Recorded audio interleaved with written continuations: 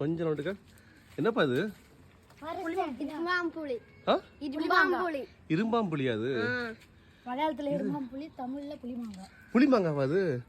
இதை கட் பண்ணால் இந்த மாதிரி வருது. இதை வந்து நம்ம என்ன பண்ணிக்கலாம், நல்ல உப்பு மிளகா போட்டு சாப்பிட்டுக்கலாம்டா.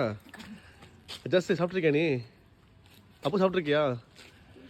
கேஸ் நீங்கள் பார்த்துருக்கீங்களா இந்த மாதிரி மரத்தை பாருங்க. இதுதான் மரம்.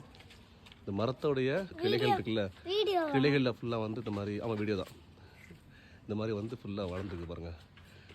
இதெல்லாம் பறித்து சாப்பிட்ருந்தாங்க. பார்க்கும்போது ஒரு டிஃப்ரெண்ட்டாக இருந்துச்சு. கேஸ் நானும் வந்து ஃபஸ்ட் டைம் ட்ரை பண்ணுறேன். இது டேஸ்ட் பார்க்கட்டா?